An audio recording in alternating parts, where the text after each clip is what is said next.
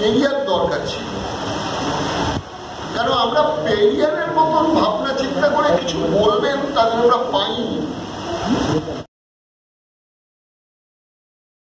বাংলায়, অর্থাৎ আমাদের এই বাংলায় একজন পেরিয়ারের কেন দরকার ছিল?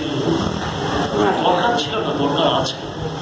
তার উপরে যদি সঙ্গত আলোচনা করবেন শ্রদ্ধেয় সুধীর চ্যাটার্জি মহাশয়। নমস্কার। প্রথমে একটু কৃতজ্ঞতা জানাচ্ছি যে স্বাস্থ্যের পাঠশালা, তাতে একটা ক্যাপশনও আছে, স্বাস্থ্য বলতে বুঝি সমাজের সামগ্রিক স্বাস্থ্য। এই সমাজের সামগ্রিক স্বাস্থ্য মানে সমাজবদ্ধ জীব মানুষ, তার মানসিক, শারীরিক এবং সমাজবদ্ধতার যে দায়বদ্ধতা, সেটার স্বাস্থ্যটার দিকেও লক্ষ্য রাখার কাজটা একসঙ্গে এই সংগঠনটি করে। আর আমাদের বিজ্ঞান ও যুক্তিবাদী সমিতির কাজকর্ম সম্বন্ধে নতুন করে বলার কিছু নেই। তা আমি ওদের অনুরাগী, সংগঠনের সঙ্গে সদস্যগতভাবে যোগাযোগ নয়। কেননা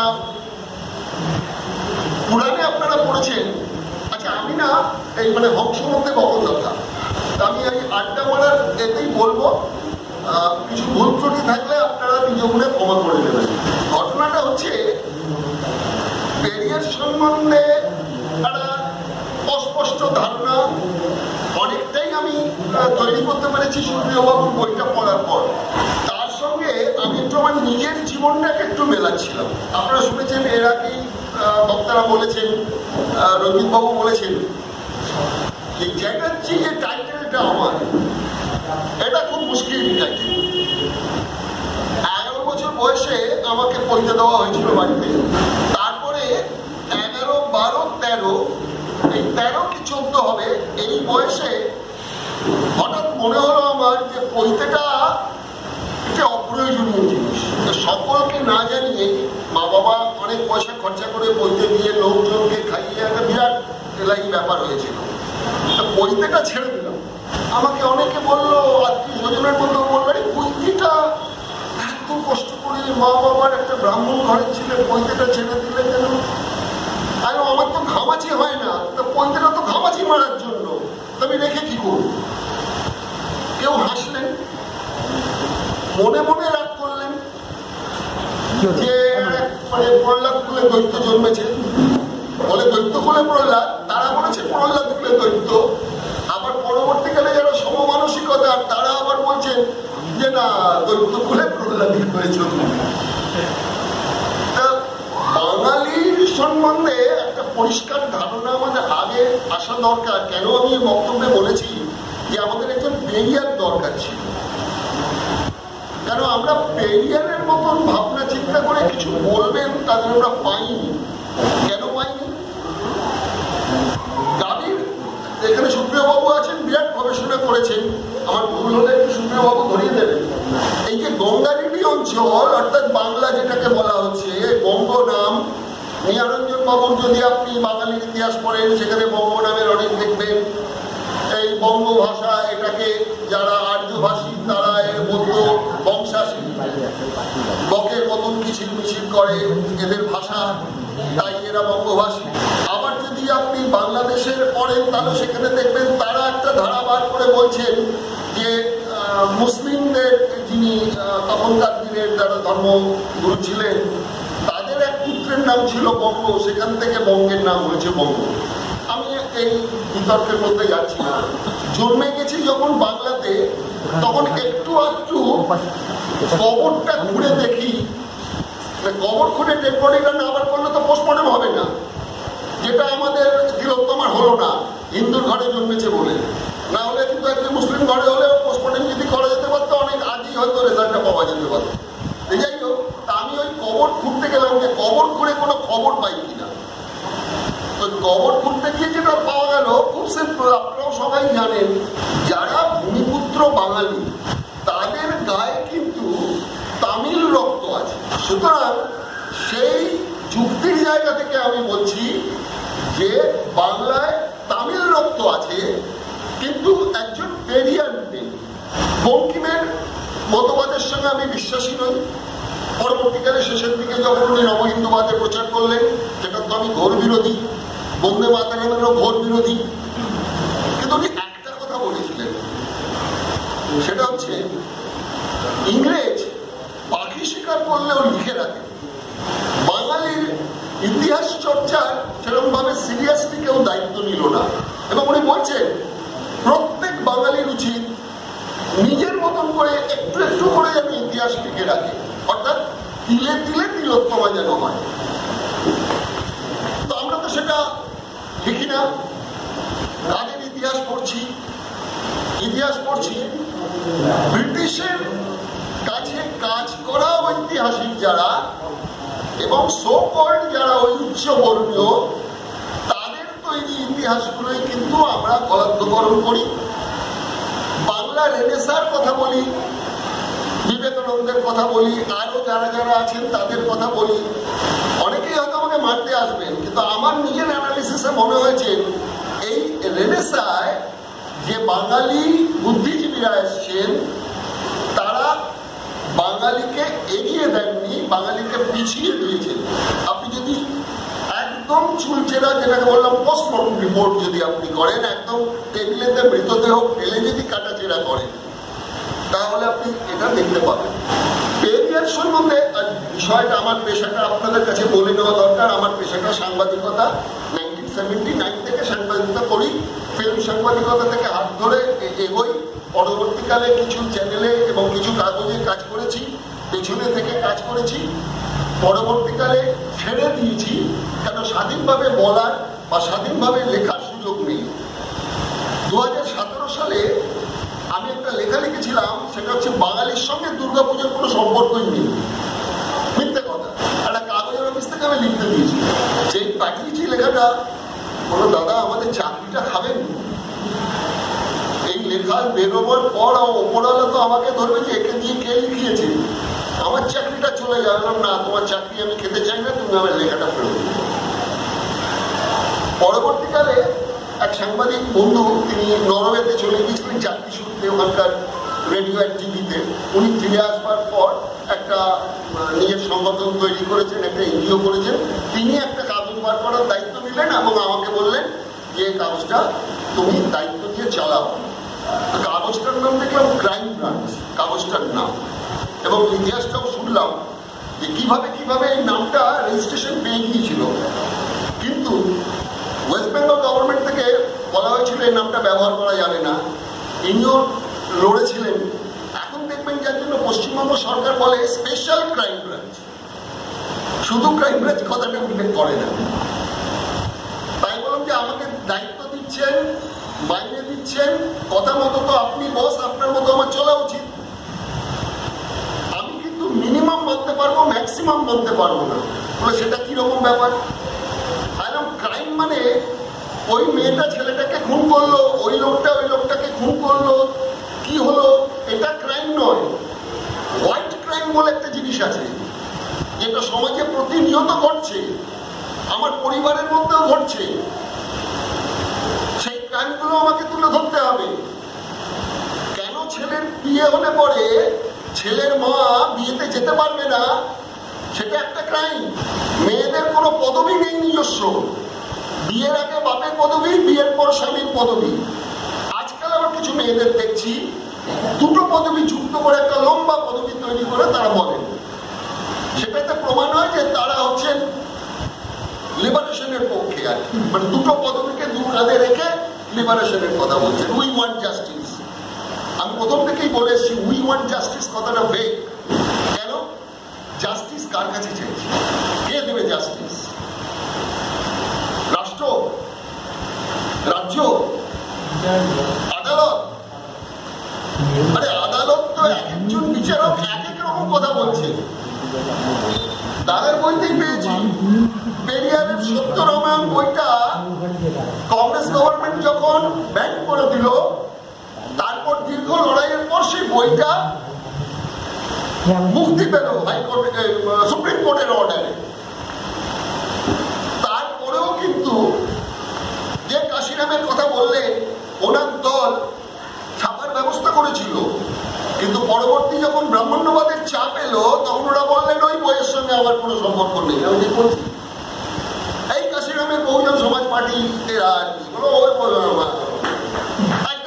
পার্টির এগুলো দেখবেন এগুলো বলে যে আমাদের সঙ্গে পুজো আমরা মানি না, এ করি না, সে করি না, সব ঠিক আছে আমি করি, কিন্তু একটা সামাজিক জায়গায় দাঁড়িয়ে আরে সংসদীয় গণতন্ত্রে তোমায় দল চালাতে গেলে তোমাকে ভোট নিতে হবে, সব মেনে নিলাম।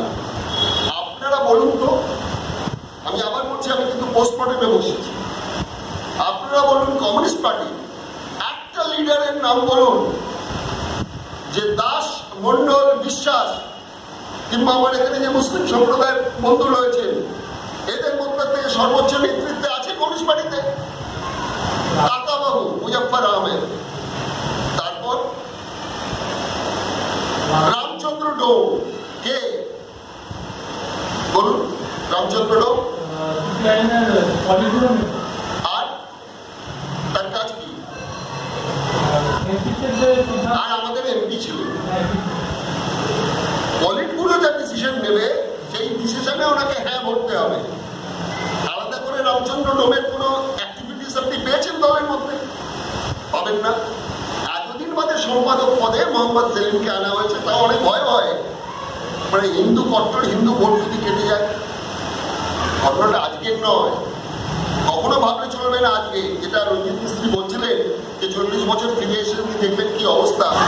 নজরুল ইসলাম কলকাতায় প্রথম এসছেন, এসে পাইকপাড়ার একটা মেসে উঠেছেন।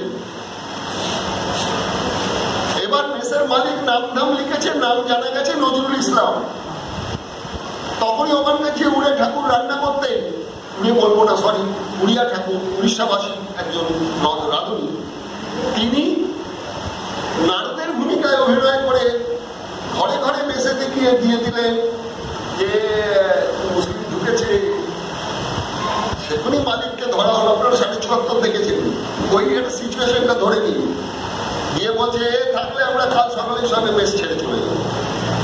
মেসের মালিক ভয় টয় পেয়ে নজরুল ইসলামকে বললেন, ভাই আজ রাতের মতো তুমি থাকো, কাল সকালে ছেড়ে দিতে হবে।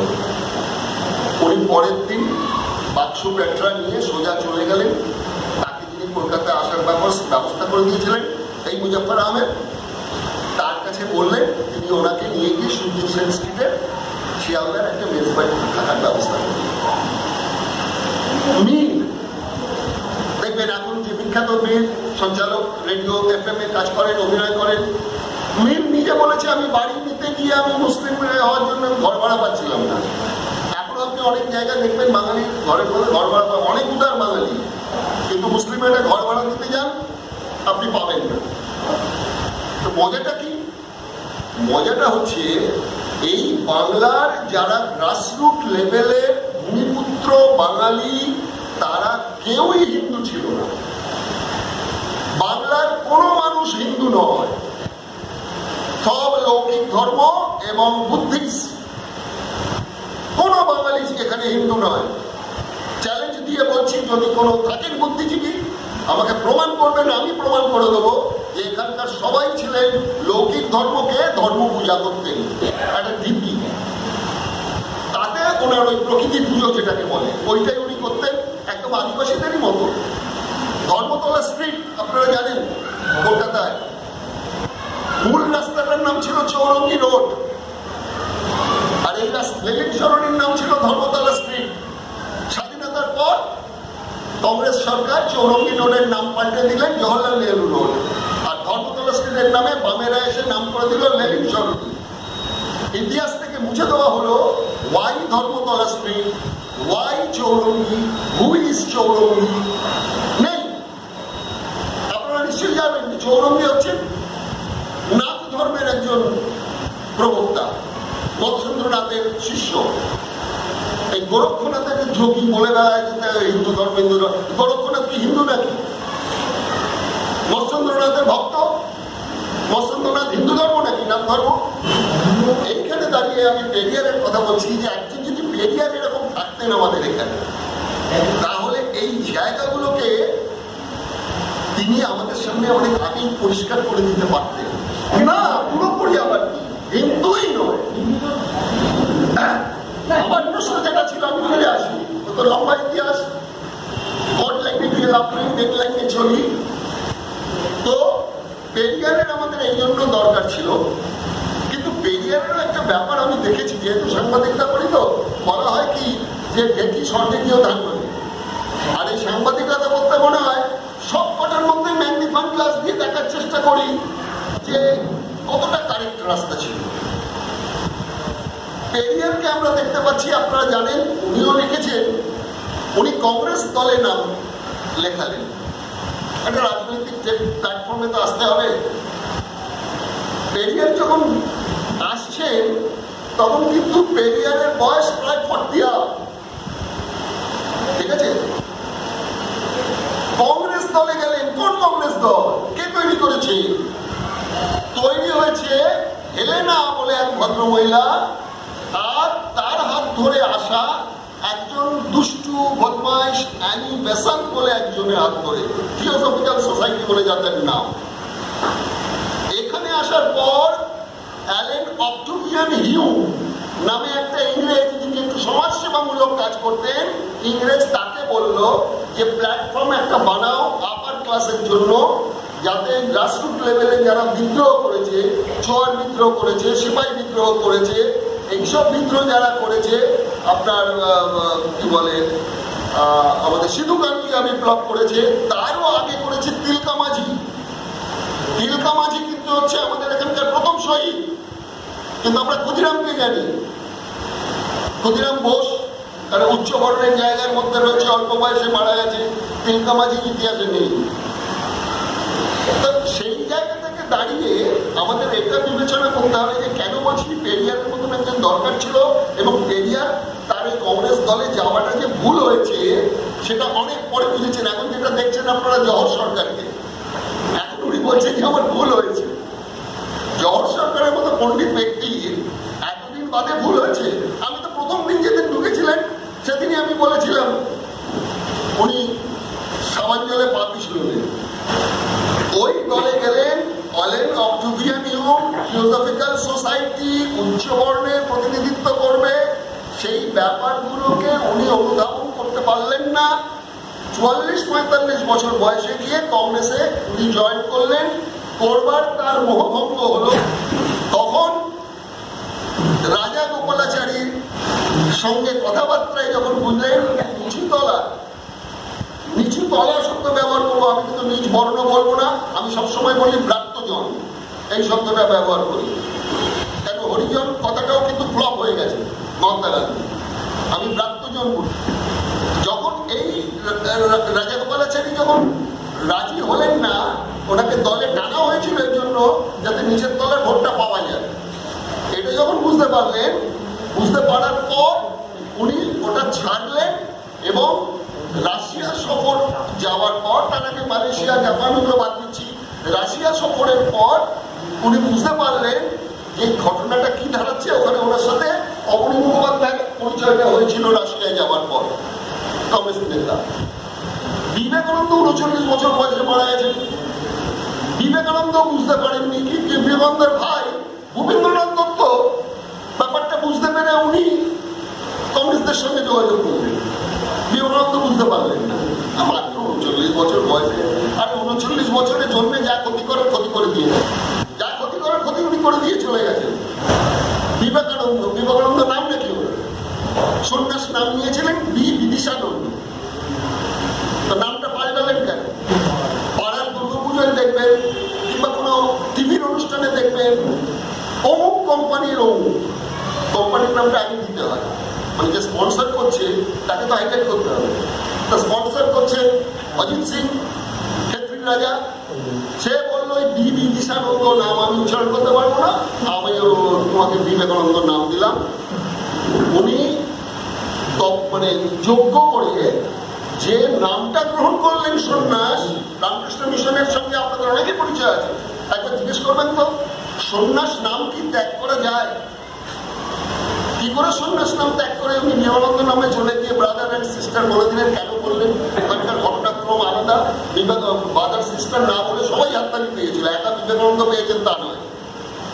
আমি আবার ফিরে আসছি পেরিয়ারের প্রসঙ্গে। এই পেরিয়ার যখন বুঝলেন যে না, এদের হয়ে কথা বলতে গেলে, জাস্টিস চাইতে গেলে নিজেদেরই একটা জাস্টিস তৈরি করতে হবে, পরবর্তীকালে ডিএমকে দলের তৈরির পেছনেও তার একটা অবদান কাজ করেছে। কিন্তু এত সত্ত্বেও আমি কিন্তু পেরিয়ারকে সফল বলতে পারছি না। দোষটা আমি তাকে দিচ্ছি না, তার সামাজিক পরিমণ্ডলের মধ্যেও, আপনাদের যুক্তিবাদী সমিতির মধ্যেও যুক্তিবাদকে সঠিকভাবে বিশ্লেষণ করে বুঝে যুক্তিবাদী আছে কিনা সেটার মতো একটা অগ্নি পরীক্ষা নিয়ে দেখুন তো, পাবেন না। একটা প্রগতিশীল ভাবনায় জারিত হওয়ার ইচ্ছা কাজ করছে, কিন্তু সংস্কার যেটুকু ছাড়তে পারছি না। আমার মা না এই আংটিটা পরিয়েছিল, মাকে শ্রদ্ধা করতো, তাই আংটিটা ফেলতে পারিনি।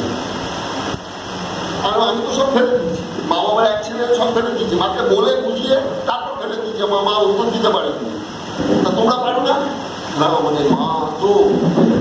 এই জিনিসগুলো কিন্তু আমাদের বাঙালি জাতিসত্তার মধ্যে প্রবলভাবে কাজ করেছে, যার জন্য বারবার বলছি যে পেরিয়ারের মতন একটা লোক আমাদের এখানে আসা উচিত ছিল, যারা বাঙালিকে বোঝাতে পারত যে এই ধর্মীয় অনুশাসনের মধ্যে যা যা আমাদের শেখানো হয়েছে। সামনে আসছে দুর্গাপুজো, এই দুর্গাপুজো কিন্তু কোনো বাঙালি করেনি। বইপত্র উঠে দেখুন, দুটো নাম পাবেন, তার নাম পাবেন পৌরাণিক গ্রন্থে পাবেন রাজা সুরভ, তারপর ইতিহাসে কি পাবেন তাহেরপুরের রাজা কংসনারায়ণ। কে কংসনারায়ণ, কে সুরভ? সুরভ তো হচ্ছে ওই গ্রাসরুট লেভেলের লোকেদের বিদ্রোহে রাজ্য ছেড়ে পালিয়ে যাওয়া লোক ছিল রাজা সুরভ। মেধস্মুনি আশ্রমে গিয়ে সারেন্ডার করে বললেন আমার সব গেল, সব কেড়ে নিয়েছে সব বললেন নিচু জাতের লোকগুলো। বললে দেবীর আরাধনা করো, ওকে মারতে পারবে। সাংবাদিকতার জগতে আমরা দেখতে পাচ্ছি এই মধ্যবিত্ত ঘর থেকে সব সাংবাদিক জন্মাচ্ছে। মেঘ হলে বৃষ্টি হলে বলবে মেঘাসুর, মানে অসুর শব্দটার মানে হয়ে গেছে খুব খারাপ, ভিলেন। কিন্তু অভিধান খুলে দেখুন অসুর শব্দের মানে কি আছে। বীরকে, কালো চামড়ার বীরকে বধ করছে সাদা চামড়ার দুর্গা। আর আমরা কেউ কালো কেউ বাদামি, মা মা মা মা করে পুজো করছি পুজো করছি পুজো করছি। হ্যাঁ অসুর বধ করেছে, অশুভকে বধ করেছে। আরে অশুভ তো কি রে, তোর জাতিসত্তাকে বধ করেছে এরিয়ান কালচার। ভেবে দেখেছি কোনোদিন? ভেবে দেখি 1853 সালের আগে সরস্বতী পুজোর মেয়েদের পুষ্পাঞ্জলি দেওয়ার নিয়ম ছিল না। গৌরব সরস্বতী হয়ে গেল বিদ্যার দেবী, ছিল উর্বরতার দেবী, প্রজননের দেবী, সে কি করে হয়ে গেল? বলতে গেলে এখন অনেক কথা হয়ে যাবে, যেহেতু পেরিয়ার প্রসঙ্গ আমি যার জন্য ঘুরে ফিরে একই কথা বলছি। একটা পেরিয়ার আমাদের এখানে দরকার ছিল, যিনি এখানে থেকে এই ব্যাপারগুলোকে পরিষ্কার করে দিতে পারতেন বাঙালিদের কাছে।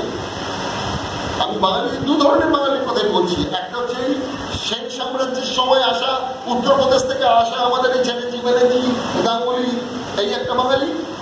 আরেকটা বাঙালি হচ্ছে গ্রাসরুট লেভেলের বাঙালি, দাস মন্ডল বিশ্বাস, এই একটা বাঙালি, যারা ম্যাক্সিমাম। তাহলে ম্যাক্সিমাম 80% লোকে 8-15% লোকে ইংরেজি আমলে এই ওবিসি এসসি এসটি করে ভাগ ভাগ ভাগ ভাগ করে দিয়ে ঠিক মতন যদি আপনি দেখেন কিন্তু ডিকটেট করছে। পেরিয়ার কিন্তু সেই কথাটাই তুলে ধরার চেষ্টা করেছিলেন দ্রাবিড়দের কাছে। আর আমাদের যেহেতু যারা, আমি নই, আমি আসা ওখানকার হিন্দুস্তানি, আমার রক্ত, কিন্তু যারা সত্যি বাংলার গ্রাসরুট লেভেলের লোক তাদেরও ভাবা উচিত যারা আমাদের গায়ে একটু তামিল রক্তই আছে, আমাদের একটু জানা দরকার। কিন্তু সুপ্রিয় বাবুকে ধন্যবাদ, দেরিতে হলেও উনি এইটা দিয়েছেন। এটা যদি আরেকটু কম দামে চটি আকারে যদি একটু জীবনের এবং আদর্শ জায়গাগুলো একটু প্রাঞ্জল ভাষায় যদি একটা দিতে পারেন মানুষের ক্রয় ক্ষমতার মধ্যে, তাহলে পরে কিন্তু আমার মনে হয় বই পড়ে না, এটা একটু আগে উনি আক্ষেপ করছিলেন, সত্যি কথা বই পড়ে না, কিন্তু দিতে হবে, রেখে যেতে হবে। এবং আমিও বলবো ওনাকে ফেসবুকেও আপনি একটু এটা নিয়ে লেখালেখি করে আপনার একটা কলম তৈরি করুন, কলম তৈরি করে ওই লেখালেখিগুলো করুন। আমি দিগদর্শন নাম দিয়ে আমি একটা ইউটিউব এবং একটা পোর্টাল চ্যানেল চালু করেছি। সেখানে ধারাবাহিকভাবে আমি কিন্তু সাধারণ খবরের অ্যানালিসিসের সঙ্গে সঙ্গে এই যে ধর্মীয় রাজনীতি তার যে মেরুকরণ সেগুলো কিভাবে হয়েছে, তার মধ্যে বদমাইশিগুলো কোথায় কোথায় আছে, এগুলো প্রত্যেকটি আমায় দিচ্ছি। আপনারা দয়া করে যদি দিগদর্শন দেখেন, প্রত্যেক সপ্তাহে একটা না একটা পাবেন। আমি বাংলার ইতিহাস একটা লেখা শুরু করেছি। এখানেও আমি সেভাবে ধরছি যে টোটাল বাঙালি আনা বলতে যেটাকে বোঝায়, সেই বাঙালি আনার বিষয়বস্তুটা কি। এই জন্য পেরিয়ারের মতন একটা লোকদের কিন্তু খুব প্রয়োজন আসতে পারে, জানি না, হয়তো সুপ্রিয়বাবুর হাত ধরেই হয়তো একজন পেরিয়ারকে আমরা আগামী দিনে পেয়ে যাব। এই দুর্গাপুজোর ঘটনাটাকে আমি এর সঙ্গে সংযুক্ত করলাম। রামায়ণে কৃত্তিবাসী রামায়ণ, কৃত্তিবাসকে, কৃত্তিবাস বোঝা, বোঝা নয়, ওর নাম কৃত্তিবাস মুখোপাধ্যায়। বোঝা হচ্ছে উপাধি, মানে মোড় ফুলিয়ার মুখার্জি। তিনি লিখছেন, তাকে কে লেখাচ্ছেন? তাকে লেখাচ্ছেন একজন ক্ষত্রিয় রাজা, কাস্ত রাজা। এখানকার গ্রাসরুট লেভেলের নয়। প্রথম দুর্গাপুজো হলো কুচবিহারে, কারা করলো? ক্ষত্রিয়রা। ক্ষত্রিয় ব্রাহ্মণের ঔরসজাত, শূদ্রের গর্ভজাত সন্তান হচ্ছে ক্ষত্রিয়। ক্ষত্রিয়র বলে বলতে থাকে, দেখবেন পুজো করার অধিকার নেই। আমাদের এখানেও দেখবেন সেনগুপ্ত দাশগুপ্ত বলতে আছে পুজো করার অধিকার নেই। ভাই তোদের চোখ দিয়ে তোদের জন্ম দিয়েছি, প্রত্যেকটা উপাধিটা পেয়েছিলাম, পুজো আচ্ছার মধ্যে যেতে পারবি না, তোরা শাসন ক্ষমতার মধ্যে থাকবি। পেরিয়ারের কাছে আমরা আরেকটা ব্যাপারে ঋণী কেন? পেরিয়ারের যে সত্য রামায়ণটা আমাদের কাছে তুলে ধরেছেন, এই সত্য রামায়ণটা যদি আপনারা একটুখানি নাড়াঘাটা করে দেখেন, তাহলে দেখবেন যে কত বড় ব্রেন ওয়াশের কাজ এই সত্য রামায়ণের মধ্যে রয়েছে, যেটাকে আমাদের সযত্নে সরিয়ে রাখা হয়েছে। বাল্মীকির নাম নিয়ে, বাল্মীকি দস্যু ছিলেন, কে বলেছে বাল্মীকি দস্যু ছিলেন? এখন বাল্মীকি পদবী কাদের? মুছি মেথরদের টাইটেল হচ্ছে বাল্মীকি। গ্রাসরুট লেভেলের লোক ছিল,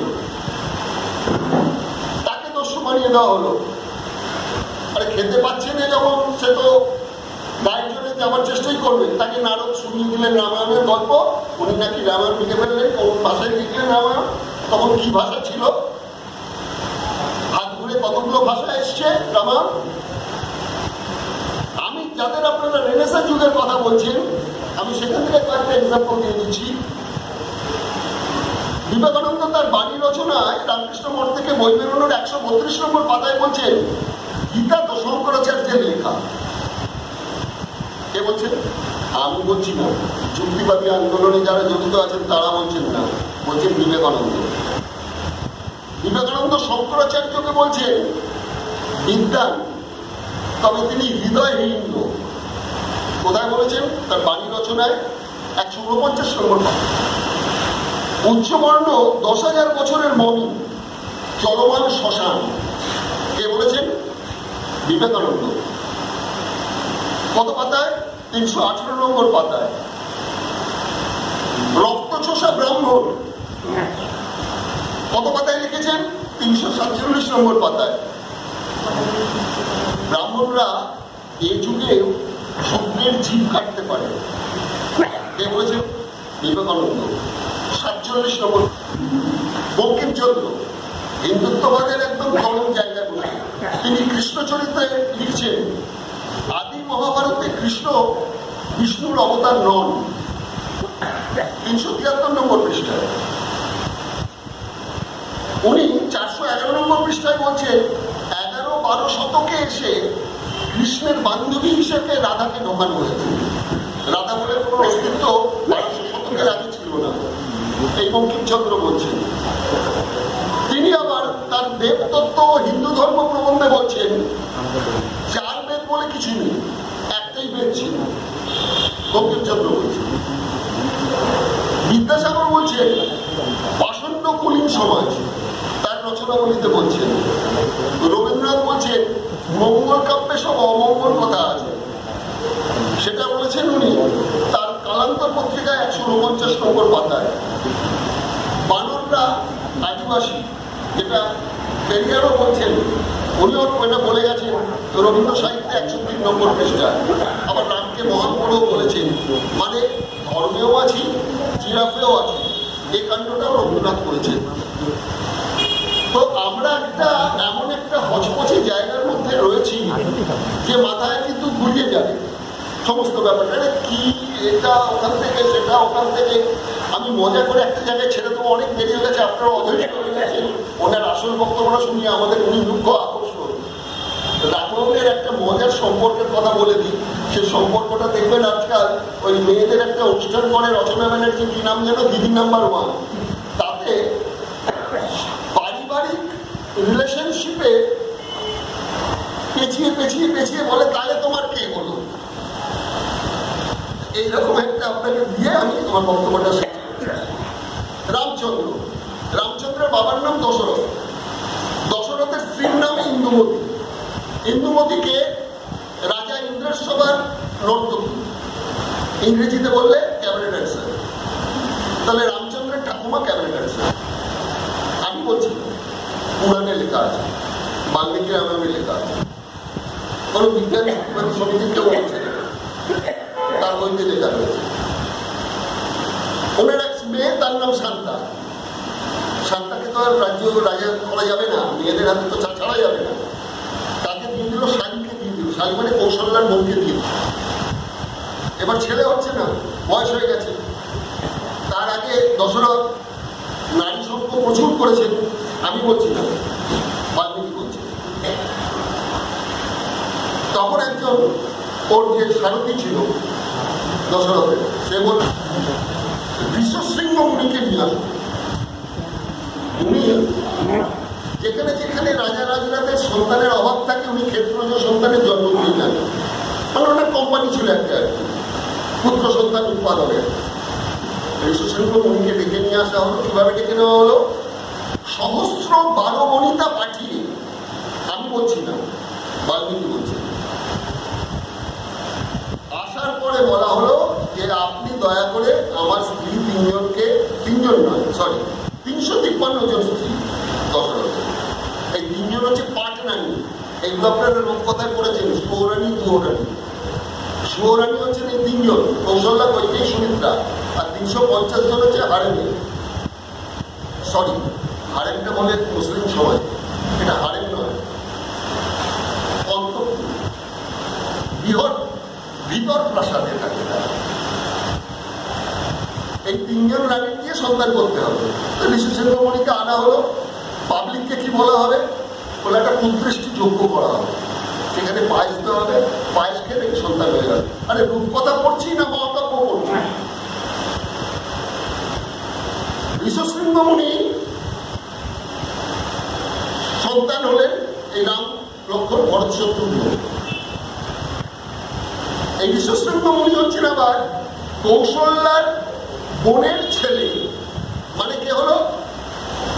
রামের বাবা হলেন রামের মাস্তুতো ভাই। এই বিশ্বশৃঙ্গ মুনি বিয়ে করছেন রামের বোন শান্তাকে, তার মানে মাস্তুতো ভাই, বাবা এবং জামাই বাবা। কোনোদিন যদি কেউ সিনেমা বানায় তাহলে বাবা কেন চাকর না দিয়ে বাবা কেন জামাই বাবা?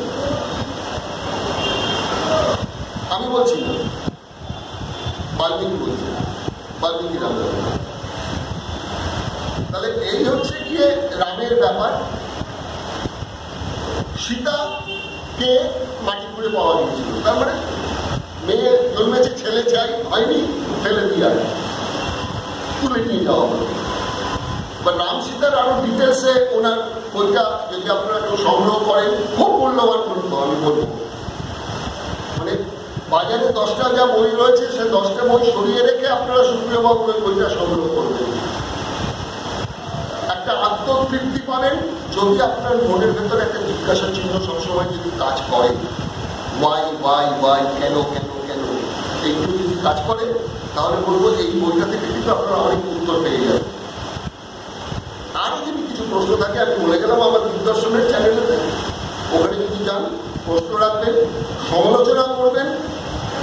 আমাকে সমালোচনা করা জানেন, দুঃখের সঙ্গে বলছি, চ্যাটার্জি ব্যানার্জি মুখার্জি নয়, আমার সমালোচনা করে গালাগাল দেয় কিন্তু ওই দাস মন্ডল হয়। অবাক লাগে আমার, আমি কিন্তু এই রহস্যটা এখনো আবিষ্কার করতে পারি। আমার এক বন্ধু বসে আছেন, উনি কুন্ডু, প্রবল হিন্দু। যদি কোনোদিন আগামী দিনে সকল হিন্দুত্ব নিয়ে হয় সব উচ্চারণ করতে পারতো না, তাই হওয়া হয়েছিল, এগুলো বোগাস কথা, এগুলো বোগাস কথা। তাহলে পরে সিরাজদুল্লাহর নাম হতো না, হতো হিরাবদুল্লাহর নাম হতো। ওটা একদমই বাজে কথা। ওটার পেছনে অন্য জিনিস কাজ করেছে, যে নামের সাথে কাজ করেছে, যেখানে হিন্দা বলে কথাটা রয়েছে, তার শব্দের অর্থ হচ্ছে কালো। কালো মানে হচ্ছে ম্লেচ্ছ, বাংলাতে তো ম্লেচ্ছই বলা হলো, ম্লেচ্ছস নয়। এখানে ব্যবসা করে এলাহাবাদে ত্রিবেণীতে গিয়ে স্নান করে শুদ্ধ হতো, ম্লেচ্ছস নয়। অনেক বিরাট পর্ব। আপনি দিন যদি এরকম ধরনের কিছু অনুষ্ঠান তৈরি যুক্তিবাদী সমিতি বা এই স্বাস্থ্যের পাঠশালা করেন, তাহলে আমি চেষ্টা করব যে আমার দীর্ঘ 30-35 বছর ধরে আমার এই সম্বন্ধে যেটুকু পড়াশুনো করে হাতড়ে জোগাড় করেছি, সমুদ্রের ধারে ঝিনুক কুড়োনোর মতন ঝিনুক কুড়োবার চেষ্টা করেছি, করে যতটুকু কুড়োতে পেরেছি তার মধ্যে থেকে মোটামুটি একটা আইডিয়া করতে পেরেছি। এবং সর্বসমক্ষে বলতে পারি, আজ পর্যন্ত কোনো লেখার বিরুদ্ধে আমার গলা কেটে দেওয়ার হুমকি এখনো আসেনি। যদি আসে আমার কোনো প্রবলেম নেই। আর যদি গলা কেটে নেওয়ার আগে যদি বলে তোমাকে বসে প্রমাণ করতে হবে তুমি এটা পেলে কোথায়, তাহলে বলবো এই লোকের লেখাগুলোকে আগে ব্যান করতে হবে। বিবেকানন্দের বই ব্যান করতে হবে, বিদ্যাসাগরের বই ব্যান করতে হবে, নিরঞ্জন বাবুর বাঙালির ইতিহাস বই ব্যান করতে হবে, সুপ্রিয় বাবুর বইটাকে ব্যান করতে হবে। তারপর তুমি আমার গলা কাটতে এসো। এখন পর্যন্ত আসেনি। যারা কাটতে পারে সেই মহলেও গিয়ে পৌঁছেছে, আমি নাম বলছি না আপনাদের, তাদের মহলে গিয়ে পৌঁছেছি, আলোচনা হয়েছে, ব্যক্তিগত স্তরে তারা ফোন করে আমাকে হাসি মজাক করে বলেন অনেক কথা। শুধু হিন্দুর কথা বলছি না, আমি ইমাম অ্যাসোসিয়েশন থেকেও ফোন আছে, তাদের বিরুদ্ধেও বলেছি। তারা হাসতে হাসতে আমাকে বলে বন্ধুত্বের খাতির দেখে।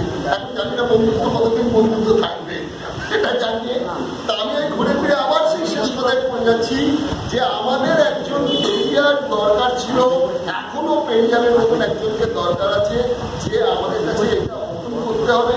কতটা সাকসেস হবে, কতটা এটার জন আন্দোলনের ভিতটা তৈরি হবে সেটা পরের কথা, কিন্তু শুরু তো করতে হবে একটা জায়গা থেকে।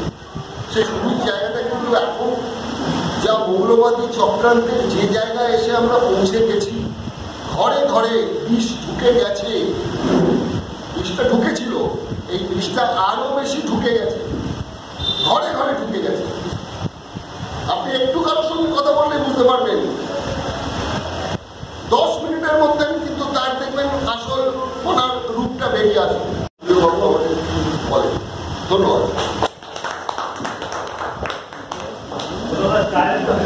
অনেক ধন্যবাদ সুজিত বাবুকে। আমরা ওনার বক্তব্যের সামনে করলাম, সত্যি একজন পেরিয়ারের দরকার ছিল এবং এত দরকার আছে বাংলা।